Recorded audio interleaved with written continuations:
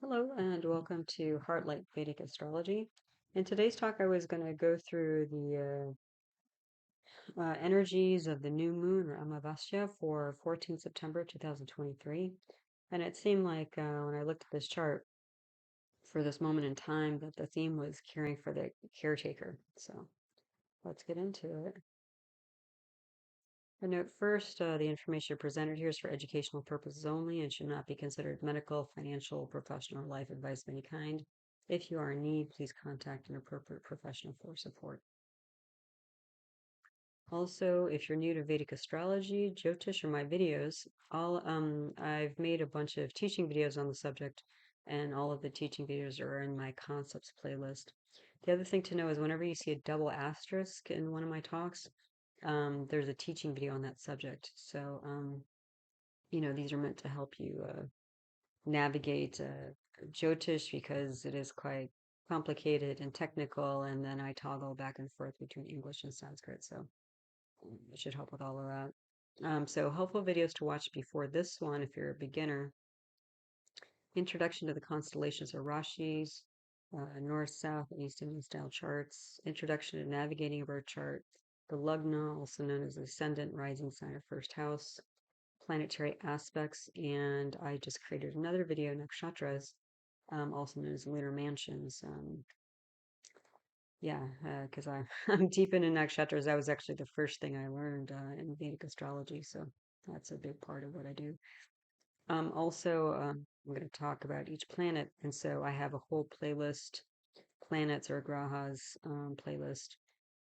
And so, to know more about the symbolism of each planet, I think I have all of them right now except for Rahu Ketu. Um, that's really important for astrology. So you can check out those videos. And especially for this talk, obviously, the moon or Chandra is very important. All right, so let's just take a look here at the chart for the Amavasya, or new moon, as it's known as in Sanskrit. So the new moon coming up is going to be on the 14th of September, and it's going to be at 21:40 Eastern Standard Time. Okay. So, some background kind of timing information here. For this moment in time, the dasha sequence or the planetary period sequence is Sun, Moon, Jupiter, Rahu. And so the reason why we look at the dasha period is because the planetary period tells us which planets are more prominent or active at a given time. And because of their symbolism, you can get some sense of what's going on. So with Sun, Moon, Jupiter, and Rahu here, Sun is symbolism for father, Moon is symbolism for mother, Jupiter's symbolism for child, and Rahu is symbolism. Again, these are very brief, just one word descriptions. They actually symbolize a lot, but just to get some basic notion here. Um, Rahu symbolizes things that are unusual. And the thing though is that even though the Shah sequence at this moment in time on September 14th is Sun, Moon, Jupiter, Rahu, most of these are going to switch. So on the 12th, the 30th of December, 2023, it's going to switch from Sun Moon. So Sun Dasha Moon Bhukti. So Sun Dasha means a planetary period, and Bhukti means a sub period. It's going to switch to Sun Mars. So it looks like the Sun Moon energy, at least, is going to be active for the rest of the year here in 2023. The Pachang data. So the Panchang is basically it comes from the Indian solar lunar calendar, and there are different things that are included in the panchang. Pancha means five, and so there are five specific things in the panchang data. One is vaar or the day. Two is nakshatra or lunar mansion. Three is tithi. Tithi is a kind of they're basically 15 tithis or what would you call them? Phases of the moon. There are 15 tithis between the new moon and full moon, and then there are 15 more between the full moon and the new moon. So there's 30 total. So tithi is a moon phase, basically. And then there's karana. Karana is a half of a tithi. And then there's yoga. So yoga is a combination of these different things. So sometimes it's like month and day, sometimes it's month and nakshatra, sometimes it's day and nakshatra, that sort of thing. So different combinations of these, the five components of the panchang, create yogas, and then that gives us more information to look at. So anyway, that's the background on panchang. So the month, if we're looking at Amanta Masa, so Amanta Masa means kind of the new moon cycle, and I think most Jyotish in India is done with the Amanta Masa. So Amanta refers to Amavasya. So it's a calendar where the lunar month is started on the new moon. There's also a different calendar. Some Jyotishis use that, where you actually start your lunar cycle on the full moon and go to the next full moon. So if we're starting with the new moon, such as this particular chart, and we're counting lunar months based on that, new moons, we're actually in the new moon cycle of Shravan. The day lord here is Jupiter, so it's going to be Jupiter rules Thursday, and then the Hora, or the hour lord, is Mars. So that gives us a little more information about what energies are playing out here. But you can see already Jupiter has come up twice, and that's actually going to be really important for analyzing the chart. So the moon nakshatra, and again, that's a lunar mansion, is an Uttara Phalguni. So Uttara Phalguni nakshatra has this energy of enjoying the finer things of life, but Uttara Phalguni also includes this notion of having a purpose or mission. And then there's the Lagna nakshatra. So the Lagna is the rising sign nakshatra. It's in Krittika. And Krittika nakshatra is symbolized by a knife. So there's usually something sharp or pointy here. Um, and so that gives a flavor or kind of an energy or vibe for the whole chart as well. In Krittika, the folklore behind Krittika is that Kartikeya was the kind of celestial head of warriors, sort of head of the army. So there's this fierce, victorious, uh, kind of winning, fighting, military type energy. But the other thing about Kritika that most people forget or don't think of is that there's also this notion with Kritika that there are a few different foster mothers that raise Kartikeya. And so Kritika is actually considered a dual nakshatra. I often think of this as like mother bear energy, where, sometimes the mother bear is just very sweet and playful, nurturing the cubs. And sometimes mother bear gets really fierce when she has to defend the cubs. And so that kind of energy is going to be prevalent through this chart. And as we unfold and unpack and go through this chart, I think you'll start to see why. The tithi, so again, if you're into the details of the panchang, the tithi or moon phase is the first one, because again, this is the first minute after the new moon. So it's pratipada, which indicates usually a rise, because again, the moon is starting to rise. It's starting to fill back up with light, and light's very important when we look at what's very strong in a chart. It's also in the Shukla Paksha. So Shukla Paksha means the brighter waxing phase of the moon, again going from new moon to full moon. The karana is Kinstunga. Oh, I don't think I pronounced that right. Kinstugna. There you go. I think that's better. And then the yoga is the 23rd of Shubh. So Shubh means auspicious. So I think there's it looks like there's even though there's some, I would say, distress in this chart, it looks like there are things that are going to keep it from, um, for the most part, keeping it. There's some checks and balances and some positive things here, but there are some signs of distress. So let's go through the chart. All right, so let's start at the Lugna. The Lugna is the first box or diamond at the top of the chart, and this is a North Indian style chart.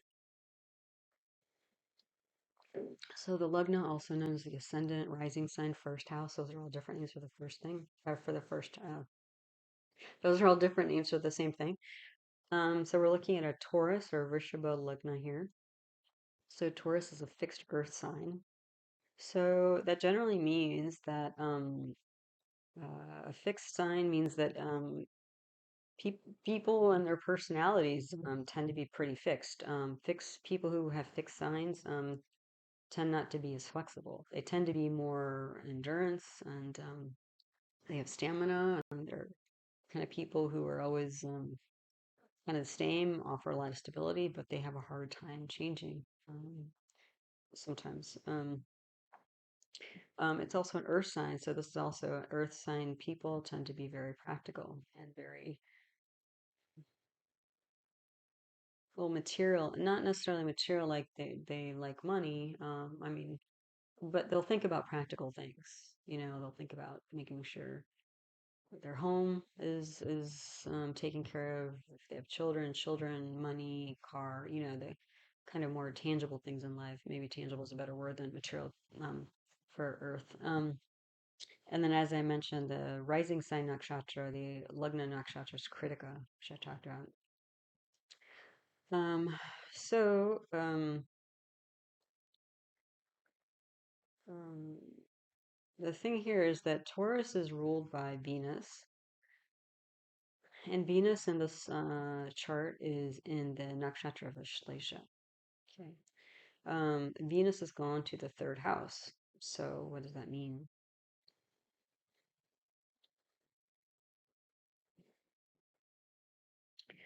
Well, Venus is a planet that symbolizes things like the arts. Um, and so, since I already mentioned Krittika, it can be symbolized by things that are sharp. If we have um, Venus, the energy of Venus combining with Krittika, this is somebody who might be something like an author, actually a writer, because the sharp instrument would be their pen.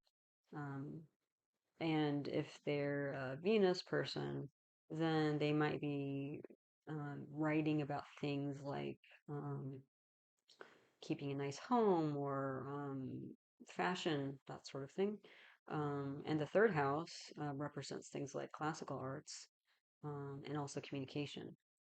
And then this Aslesha energy, lunar mansion, um, that's a that's a nakshatra that's symbolized by a snake.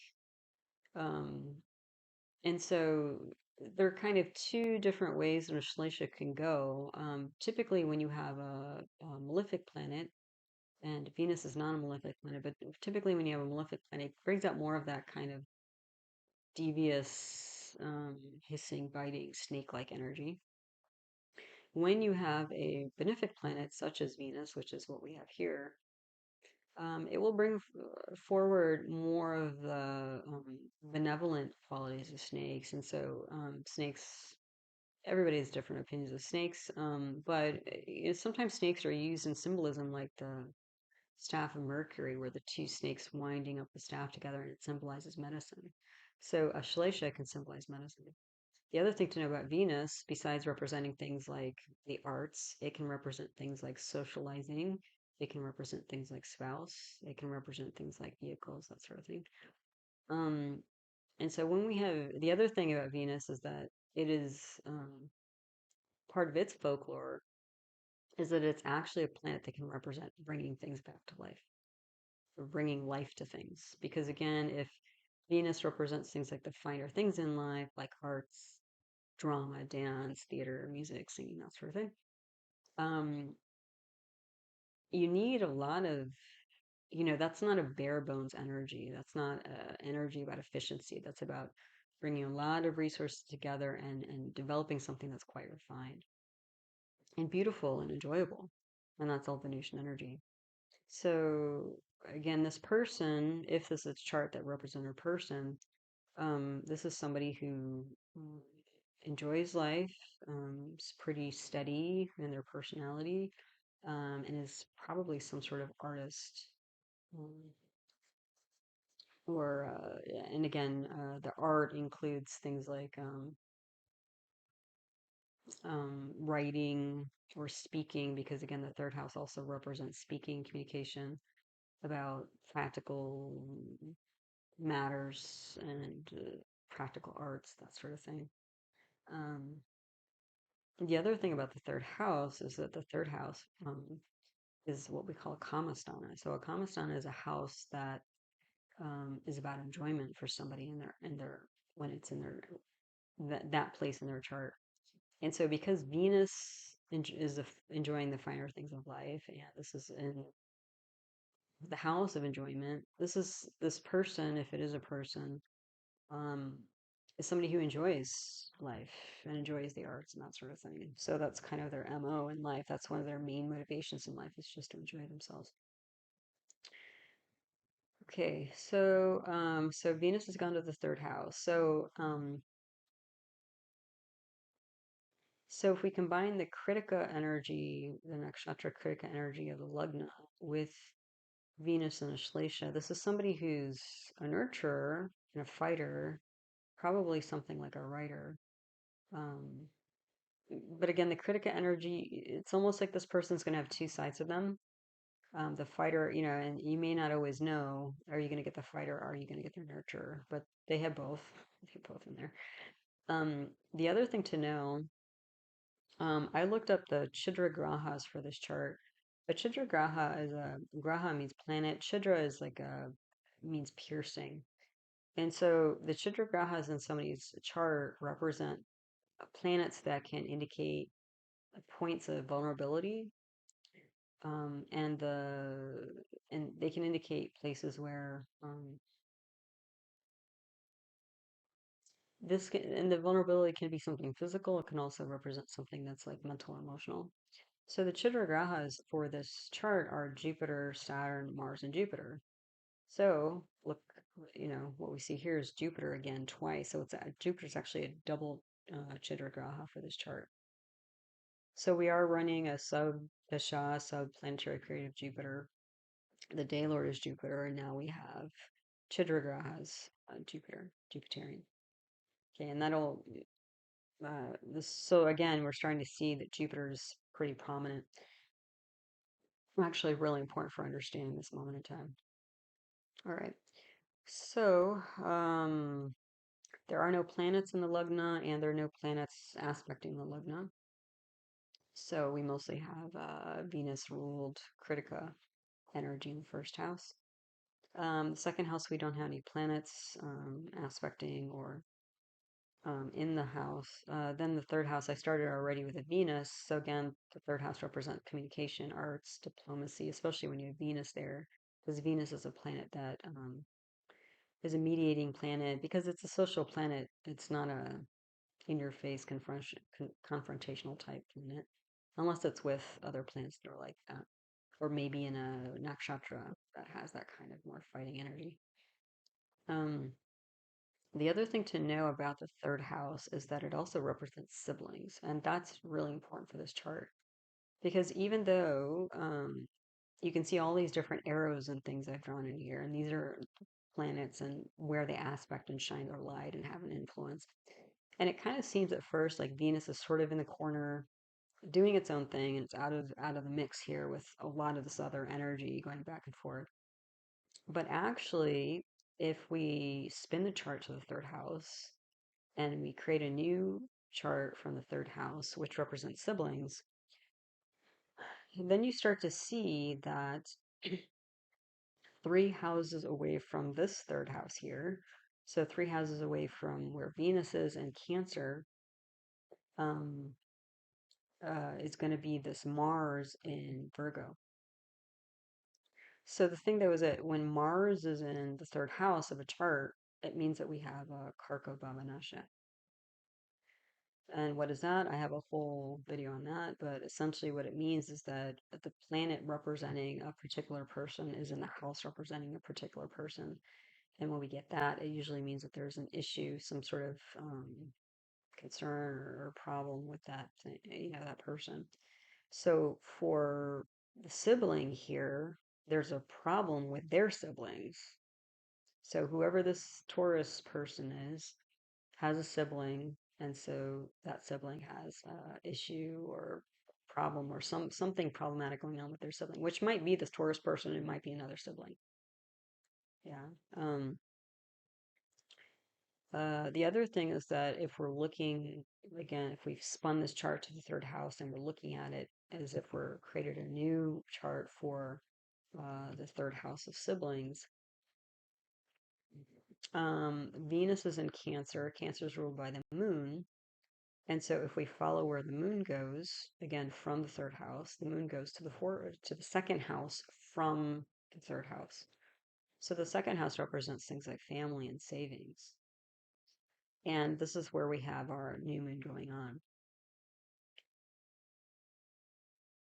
Yeah, so that's important, um, as we'll see. Because the other thing is that what that means is that the sibling of this Taurus person has looks like some family issues going on. And then the other thing is that all these planets back and forth, like we have Mercury retrograde, Moon, Sun, mutually aspecting Saturn, which is Swa in its own sign and retrograde. So we have a super strong Saturn. This Mercury, Moon, Sun, Saturn business is going to be in the second house for the sibling, so family, and then in the eighth house of things like chronic illness. So even though we're, this isn't for the Taurus person, this is for the Taurus person's sibling. So it looks like the Taurus person's sibling is is going through a lot right now. And we'll get into more of that. The other thing to know is that, again, if we're looking at this chart from the third house, so if we spun it to the third house to look at the sibling, what's going on for the sibling, Venus, so the fourth house away from the third house, fourth house of a chart is the mother. And so if we look at the fourth house from the third house, we're looking at the mother of the sibling. And the fourth house from the third house here is ruled by Venus. So now we're getting back to Venus, and Venus is in Aslesha. So that might be an indication that there's medical issues going on here. And that's also important. Okay. Yeah. The other thing to know about the third house is that in this chart from Taurus, just by itself, is that the ninth house of a chart represents father. So in this chart, the ninth house is ruled by Capricorn, where you see that little 10. That's the 10th sign of the constellation of the zodiac.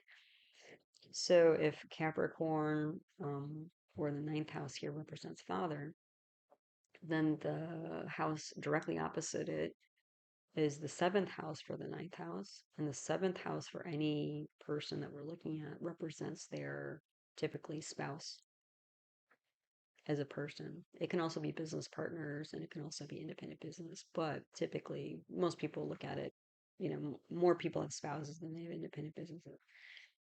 The thing though is that actually, if we spin the chart to the ninth house now and look at the point of view from the father of Taurus, Venus will be in the seventh house, and Venus then actually creates a karako bhava nashaya for father.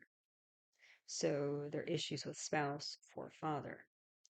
So again, we're indirectly getting at information leading us to, looks like there are issues with mom in this picture, in this chart, in this moment of time. Okay, so that's the third house. So again, that's the information we get from there. Then we have the fourth house, and this is where the Mercury, Moon, Sun situation comes up. So Mercury's retrograde, it's also combust, so it's Mercury strong, but it's combust, so you can't see it, and that also means that you won't be able to see outwardly the things that Mercury represents, such as communication, travel, um, friends, that sort of thing. Mercury is in Purva Phalguni. So Purva Phalguni is it's usually symbolized by a hammock.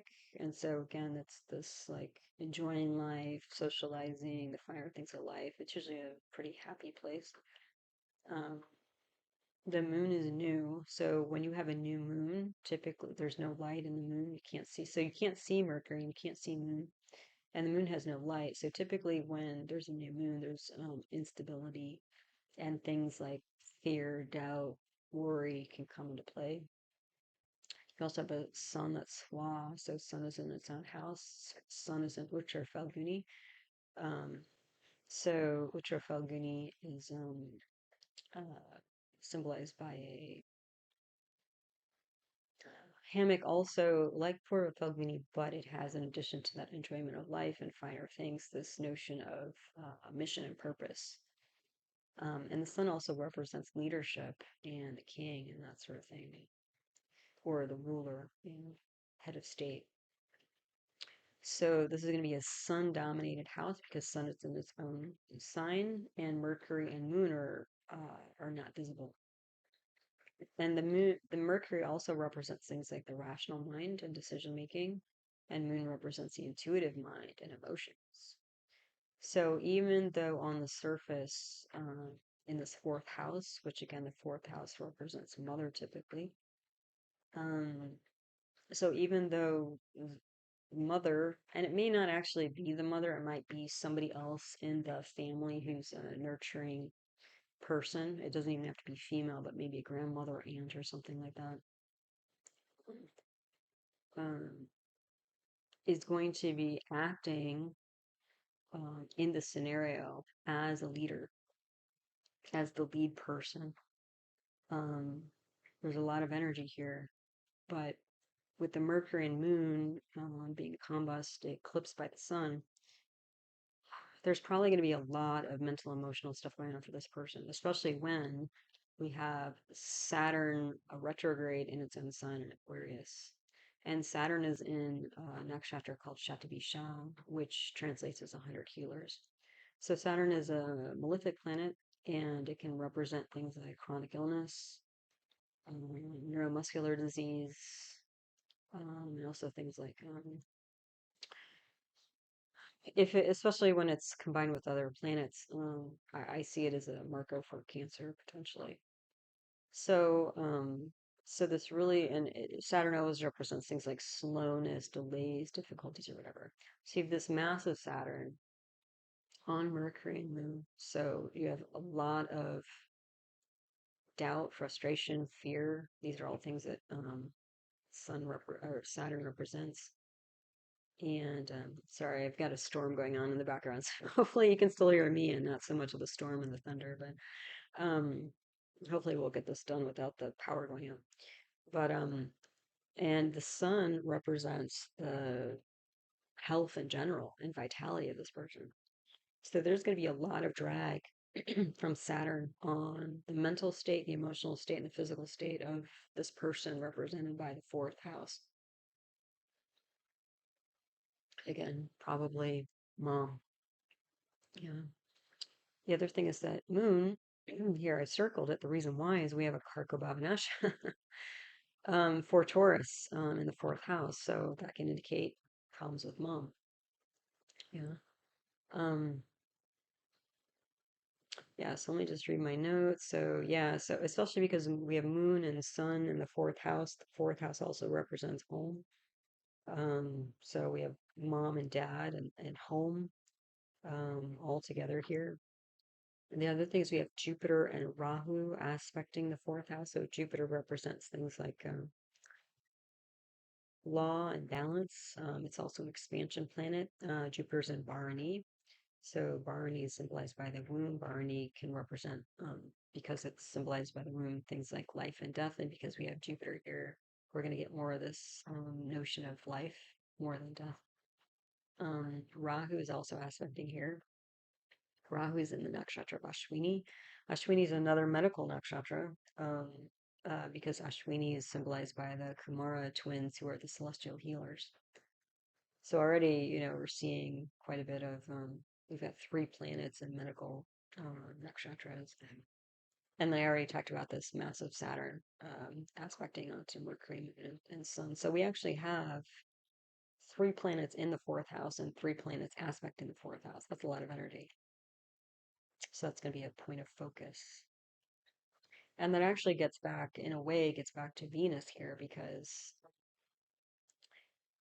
even though all the visible energy, obvious energy is going to mom, mom is acting strong here, even though mom is I think struggling mentally, emotionally. The sibling here of Taurus is deeply woven into this scenario. Um, so with all this going on in the fourth house, what are we looking at? Parents, difficulty with communication, because Saturn, this massive Saturn, is aspecting Mercury, mind and emotion, because this massive Saturn is aspecting Moon. It can also be like authority versus tradition, like who typically is the leader versus who needs to maybe step aside to let other people lead. Maybe they're not able to, or maybe it's just time to pass on the baton, that sort of thing. The other thing is that there's this notion of a child being away, and maybe that's Taurus here, um, or maybe another sibling, um, but because we have Jupiter in the 12th house of loss and foreign places and places of isolation. So,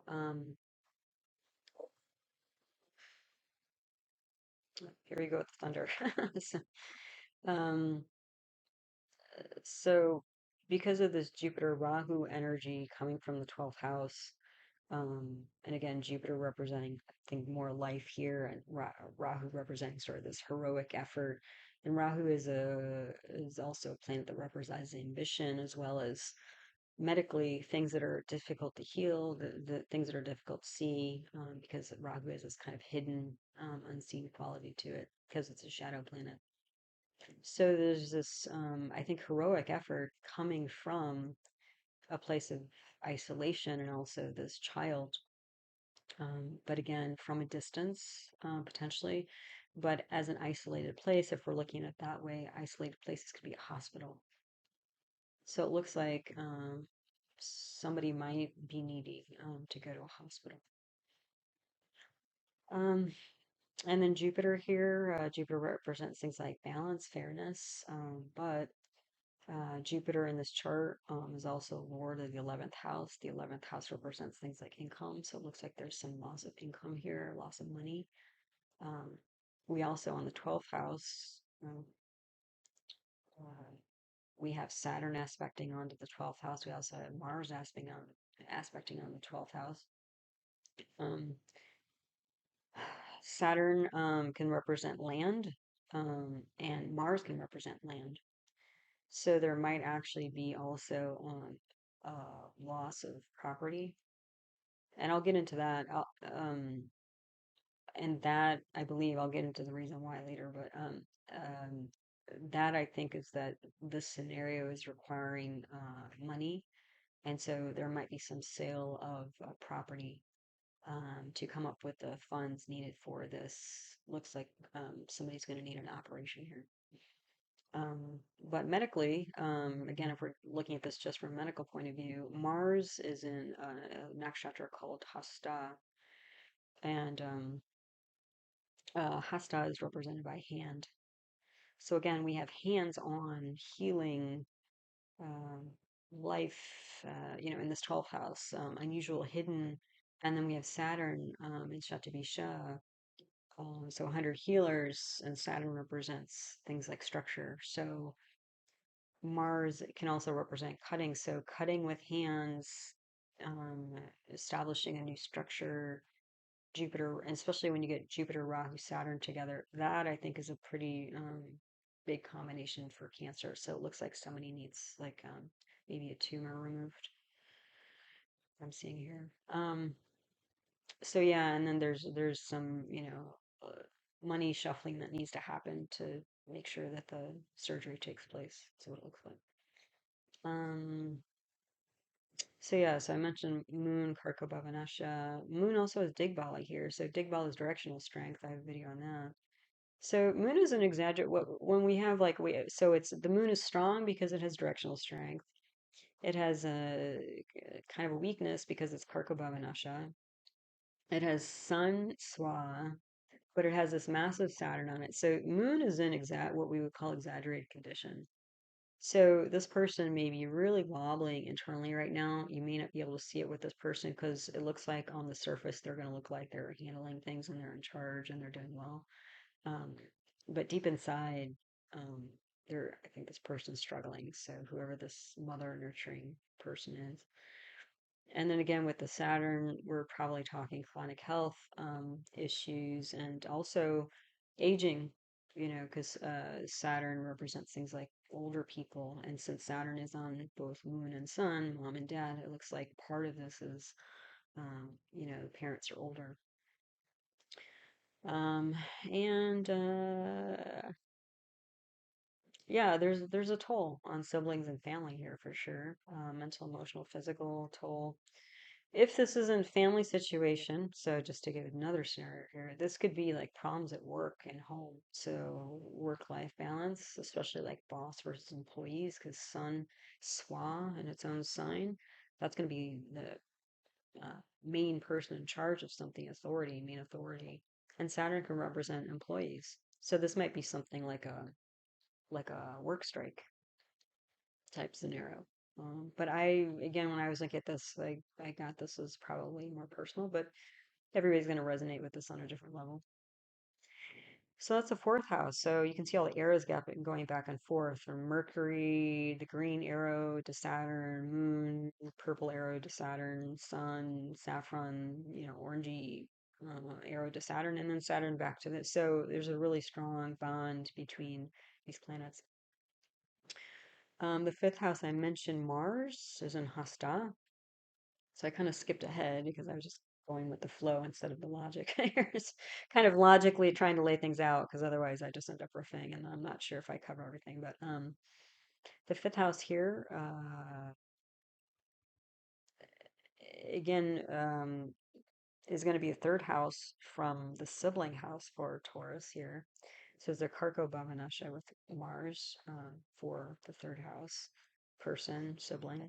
And it's in Hasta, so taking control of things, literally taking control, because Mars is a planet that symbolizes initiative, innovativeness, rebelliousness, and all. It can also represent violence, and especially when you have Hasta here symbolizing a hand, that's where you can get like surgery um, from the scenario, especially when you see it lined up with the other planets in the 12th house.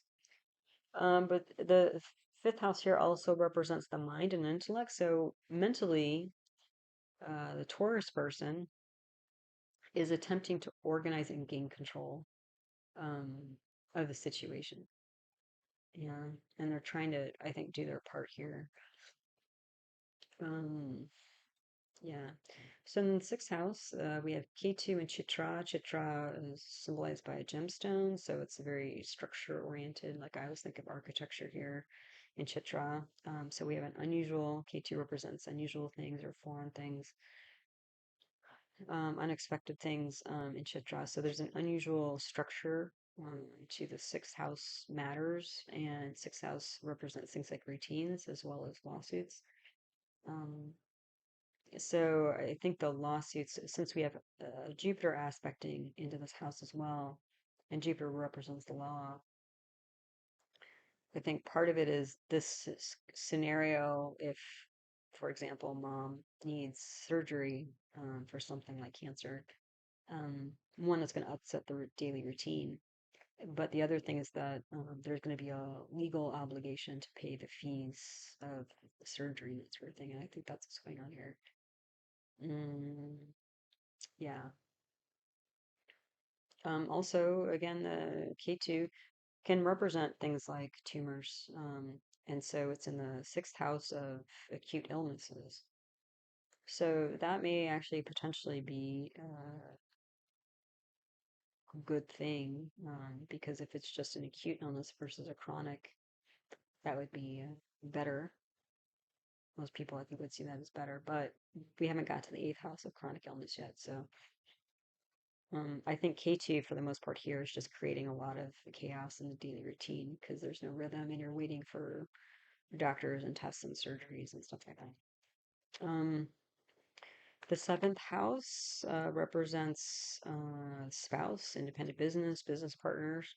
and we don't have any planets here, but we have this massive Saturn aspecting the seventh house. So all of this may be actually dampening independent business if that's what Taurus is into. But also there's some probably impingement on relationship, like spouse-like relationship. Um, yeah, but that doesn't seem to be a major part of this. I think that's sort of more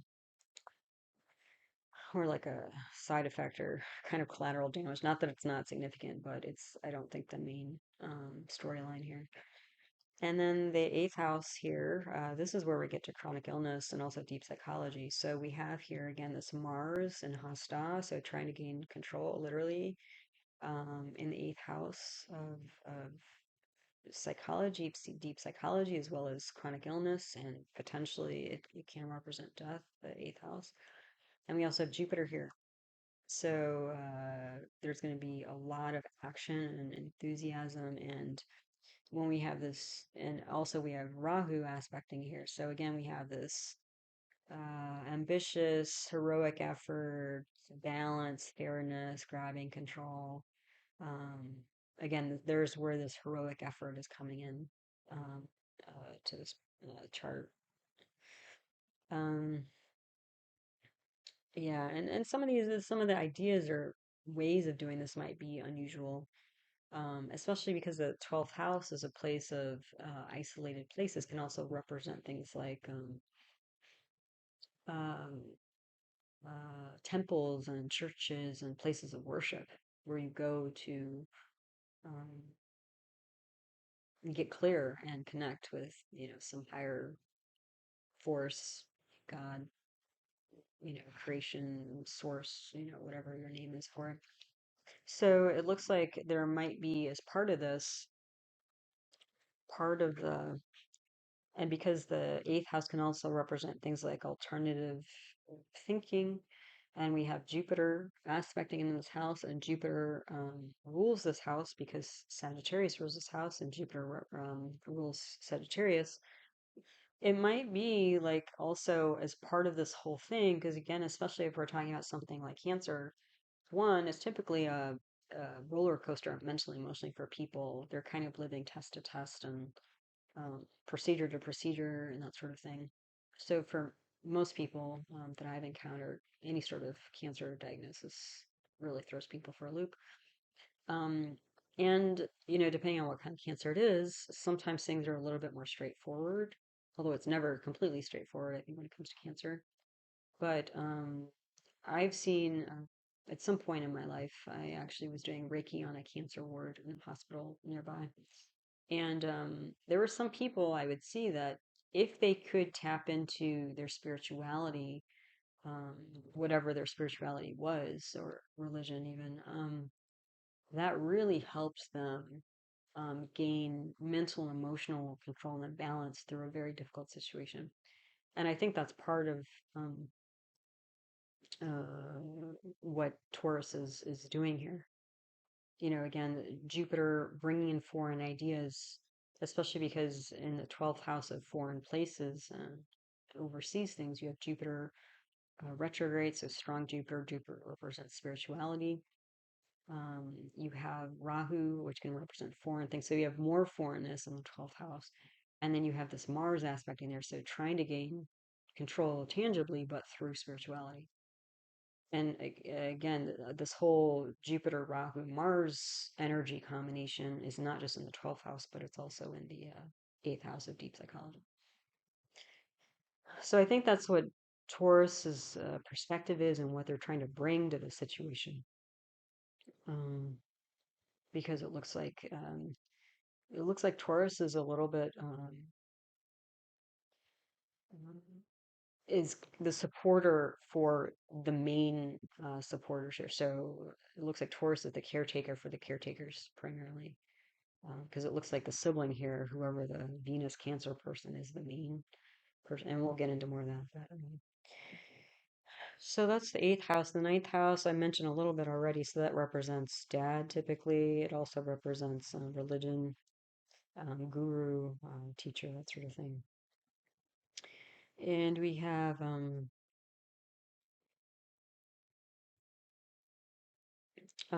this Venus aspecting the ninth house.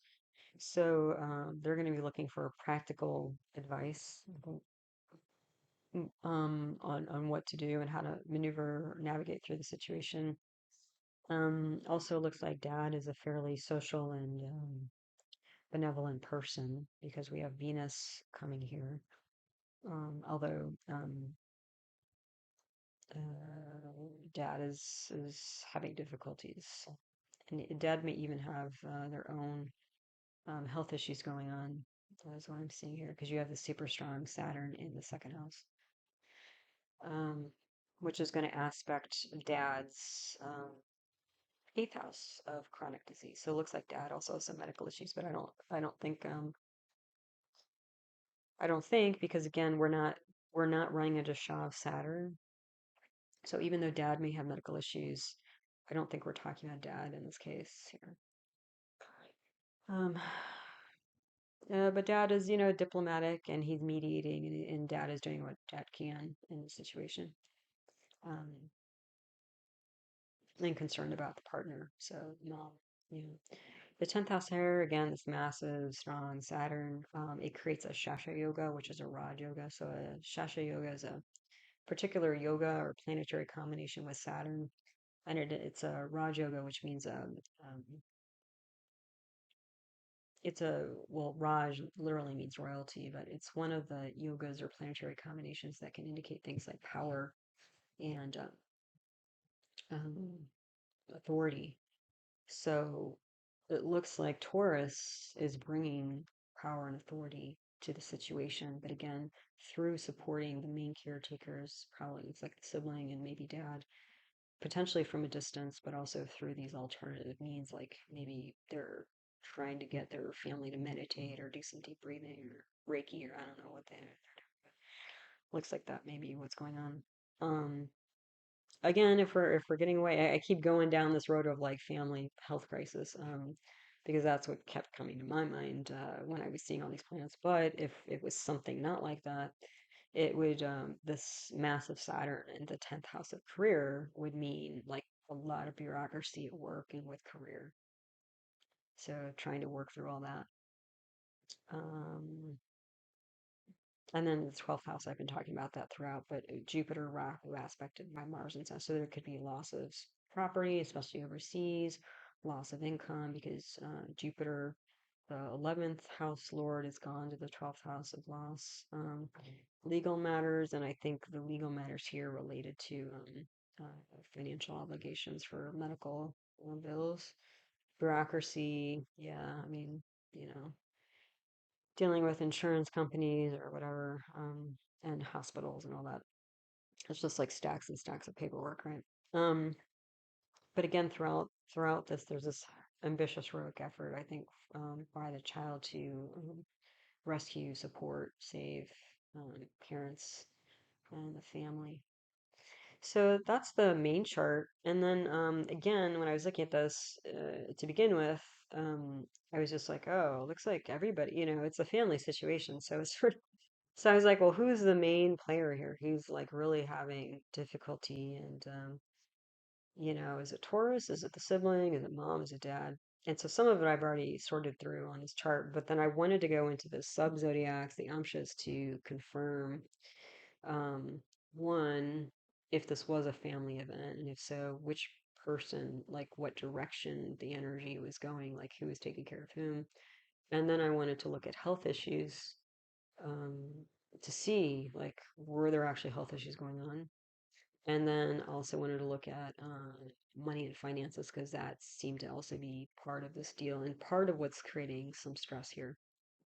Um, Trying to come up with funds. And again, there might be, when I say loss of property, it's more like thinking about selling something like property to come up with the money to take care of the bills, looks like. So let's get into the subzodiacs. All right, so let's look at the players here. So I have the subcharts for spouse, parents, children, and siblings just to see, who's really being pushed to the brink, who's really living on the edge and challenged right now. So the D9 of Amsha represents the spouse. That's in the upper left corner here. Then I have the D12. The D12, the Dwadashamsha, represents the parents. So that's this lower left chart. Then on the right side top, I have D7 or Saptamsha that represents children. And then below that, on the right, I have D3 the Draken, which represents siblings. So, so we have four different, so spouse, parents, children, siblings, just to see what's going on with each of them. Again, this is all, again, from the perspective of the Taurus person. So this is the Taurus, the spouse, parents, children, siblings. Yeah. So, and what I circled here, I circled the planets that are currently in running the Dasha. So if you remember the Dasha sequence, it's Sun, Moon, Jupiter, Rahu, and especially Sun. Sun is running for a long time. Moon is running till the end of December. I mentioned Jupiter's less than that. Rahu's fairly brief. But anyway, I just wanted to circle those so that we could see what was what. And so if we look at the D9 of Vamsha first, so again, this is spouse of Taurus, we do see Sun and Moon in the 12th house of lost and isolated places. So this could be mom and dad, like mother-in-law, father-in-law in a hospital. But Rahu's in a positive house, Jupiter's in a positive house. So there might be a little something for spouse here, but it didn't look super major. Then if we go down to D12, so this is parents of Taurus. And again, I circled these planets here. So now we're getting into more here. So circled sun and moon, they're in the third house. That's a negative house. Third house also represents things like change and endings. And then I circled Jupiter. Jupiter's in the eighth house here, represented by things like chronic illness, deep psychology. And then I have Rahu, which is in the 12th house of lost and isolated places. So all four of the Dasha sequence planets are in negative houses for the parents. So it definitely looks like parents involved. The other thing is that when you have an Amsha that's the same Lagna as the main chart, so the main chart's Taurus ruled, you can see here I circled in the top square the ascendant, I circled too. So this chart is also a Taurus Lagna.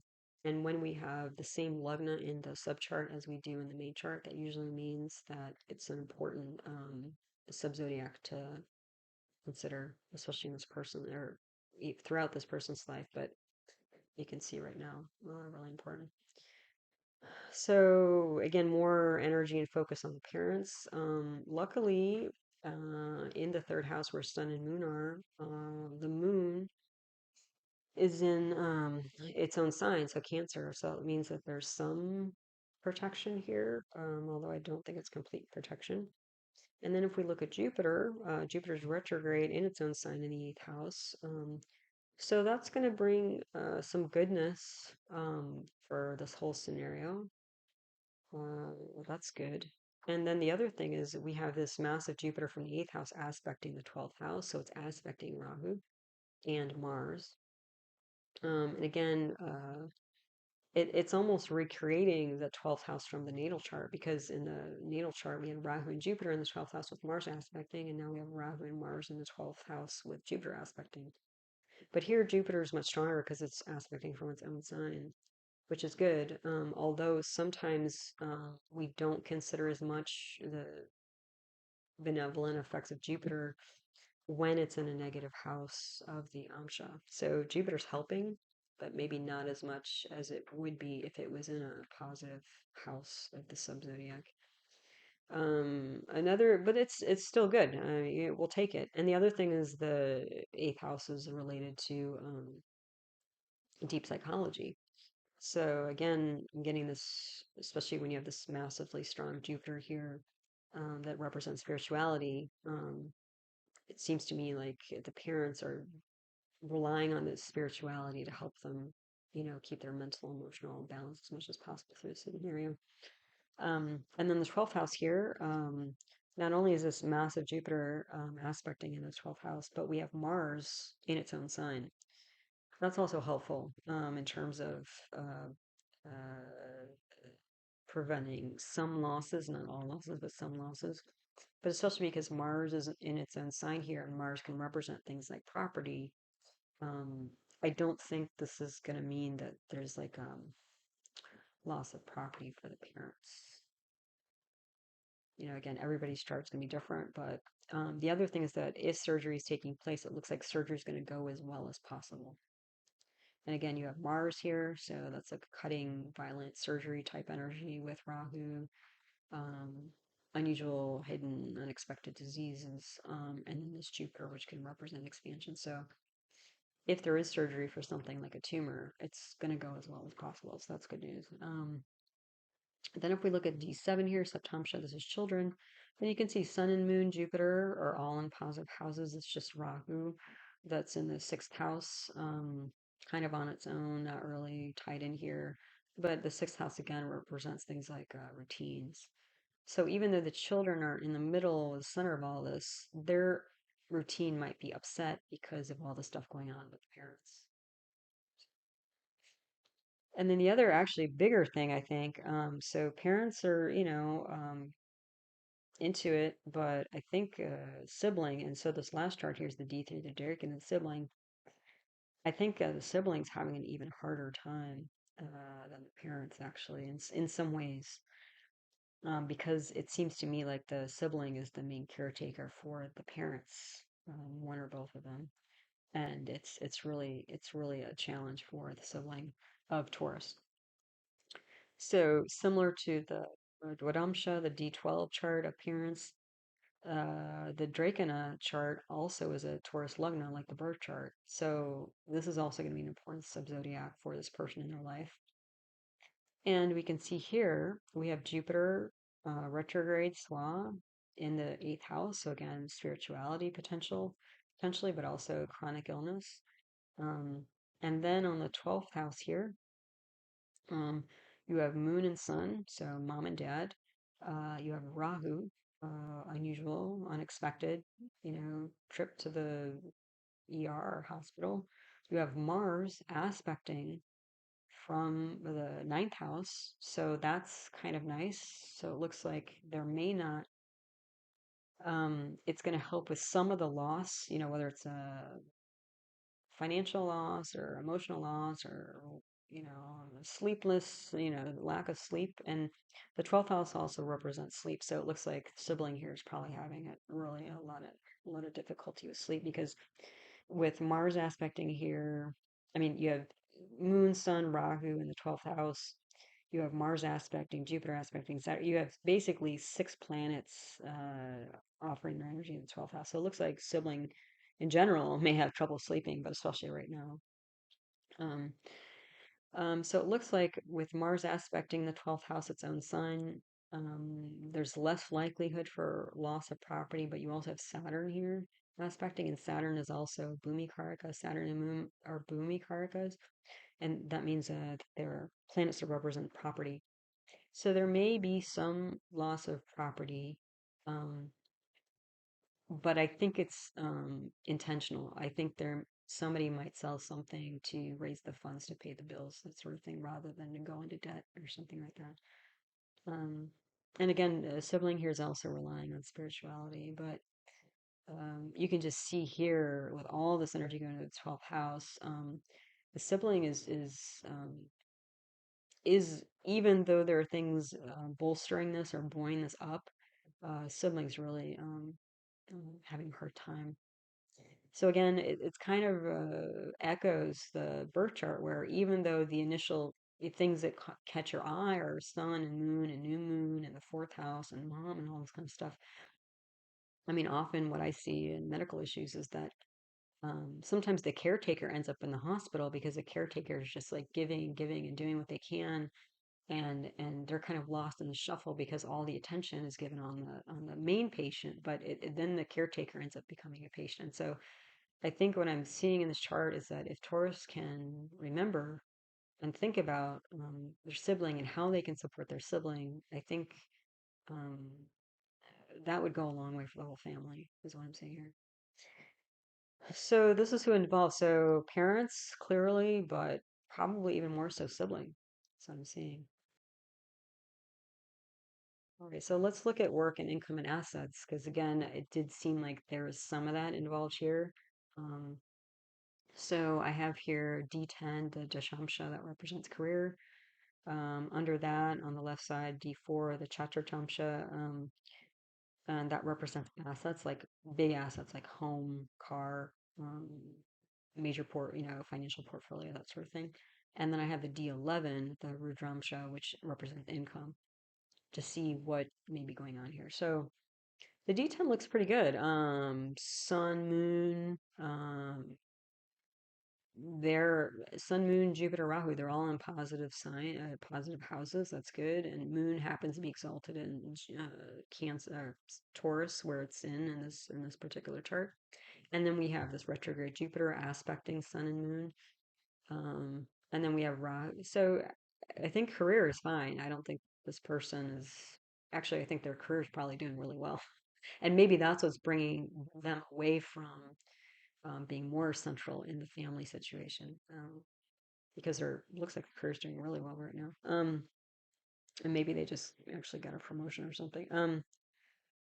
The D4 assets. So, still pretty good here. Sun and moon in the first house. That's a positive sign. But again, we have Taurus rising, Lugna in the subzodiac. So assets are important to Taurus, whoever the Taurus person is.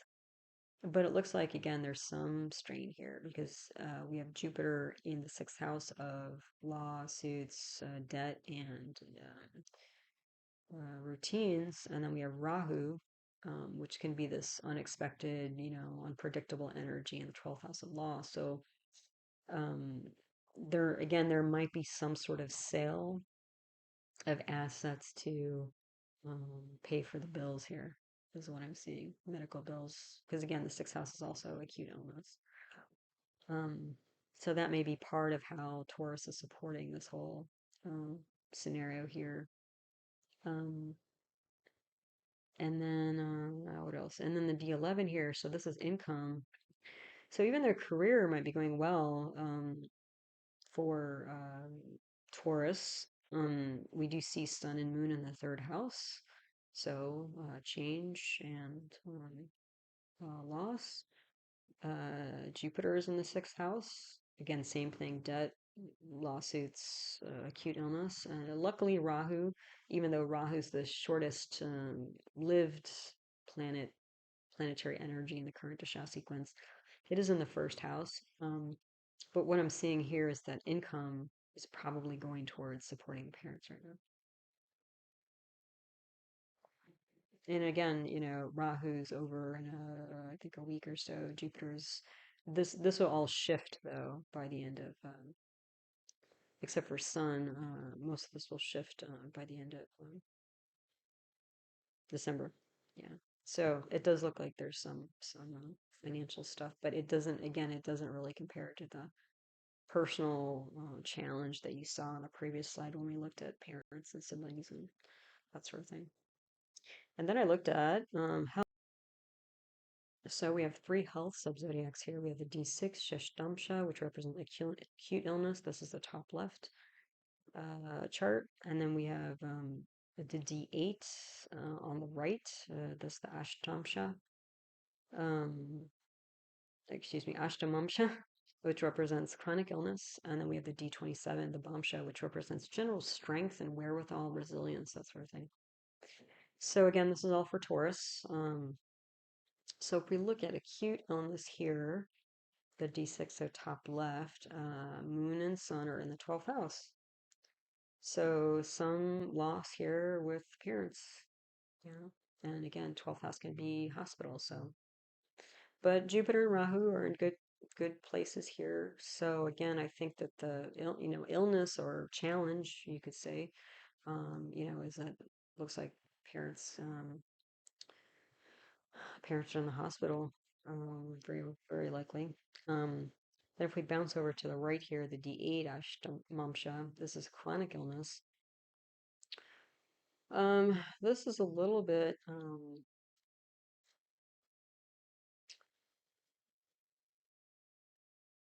This is a little bit different than the D6. So there is the acute phase of this scenario, but what I mentioned in the natal chart is that it looks like mom and dad are both ill on some level, even though mom's the acute person with the acute stuff going on right now and probably one that needs surgery. But also, parents are getting older. And so I think what this is showing me in the D8 is that Jupiter is in a good place here. It's in a good house, positive house. Rahu's in a positive house, but Sun and Moon are here in the eighth house of chronic illness and potentially death. Again, I'm not. I don't do longevity. I don't. I don't do longevity studies. It seems like there's a lot of positive stuff here, but everybody's going to have a different answer depending on what their particular chart looks like. But the other thing is that Jupiter and Mercury in this chart, you can see this green arrow going back and forth. There's a parivartana yoga between Mercury and Jupiter. So you have an exchange of houses. So you can literally exchange Jupiter and Mercury where they are. If you bring Jupiter to the fourth house here, it will aspect so this kind of yellow orange arrow into the eighth house. And the thing is, again, even though Jupiter is a benefic planet generally, in this particular chart, Jupiter is a Chidragraha. So it's a planet of vulnerability. So actually, in a way, you have Jupiter aspecting Sun and Moon in the eighth house of chronic illness. So I think this part of this scenario, if it hasn't happened before, is going to wake up or um,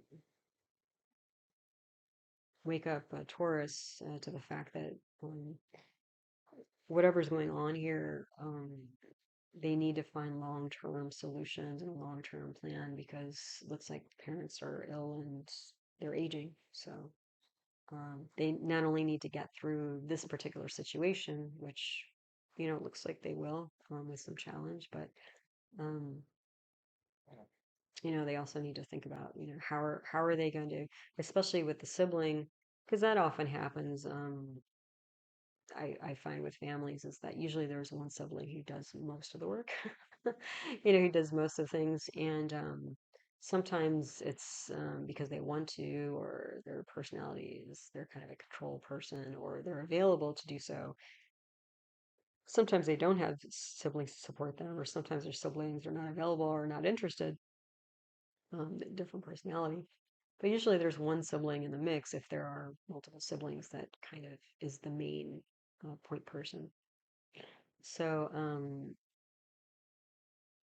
besides this particular scenario, which we looked at, is very draining for the sibling of Taurus, probably want to think about how to maybe trade off or how Taurus can support a sibling in doing the main caretaking, but again, maybe through providing financial support or moral support or spiritual support or whatever that's going to be sustainable for what the parents are going to need moving forward. And then we have here in the D27, the Bamsha general strength here. This is looking pretty good. Jupiter, Moon, Sun, Rahu, these are all in positive houses. So that means that I think this was an indication that, Taurus is going to be resilient and come through here, I think, pretty well. Um, again, this Bamsha, this D27 is for Taurus only. It's not for the whole family. But all these positive planets. The only kind of hiccup here is that Moon is in is in Venus's sign, and Venus is in Moon sign. So there's a parivartana. You see that double-sided arrow going back and forth between Moon and Venus, and so